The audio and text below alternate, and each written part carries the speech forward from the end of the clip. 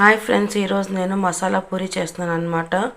దానికి కావాల్సిన ఇంగ్రీడియంట్స్ ఇవన్నీ: చిల్లీ ఫ్లేక్స్, వాము, నువ్వులు, గరం మసాలా, జీలకర్ర పొడి, ధనియా పొడి, పసుపు, కారం, ఉప్పు, ఒక 4 పచ్చిమిరపకాయలు, కొంచెం అల్లం ముక్క మిక్సీ పట్టి పెట్టుకున్నాను. ఇవన్నీ చిన్న చిన్న స్పూన్ తోటి 1 స్పూన్ అనమాట. ఒక మిక్సింగ్ బౌల్లోకి 2 కప్స్ గోధుమ పిండి తీసుకుంటున్నా. 1 స్పూన్ సూజీ రవ్వ అన్నమాట. అలాగే 2 స్పూన్స్ శనగపిండి.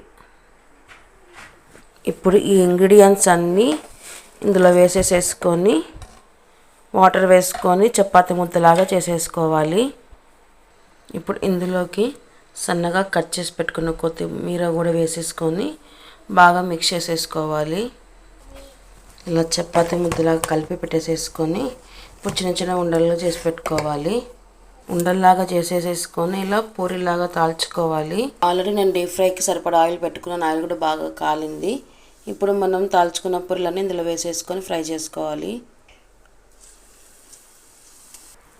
అంతే, మసాలా పూరి రెడీ అన్నమాట. మనకి ఇంకా పక్కన ఏ కర్రీ చట్నీ కూడా అవసరం ఉండదు. ఎందుకంటే దీంట్లో ఆల్రెడీ మనము అన్ని మసాలాలన్నీ వేసుకున్నాం కాబట్టి ఇలా చేసి పెట్టామంటే పిల్లలు ఎంతో ఇష్టంగా తింటారు. తప్పకుండా మీరు కూడా ట్రై చేయండి. Please do like, share and subscribe to Teju creations. Thanks for watching. Bye.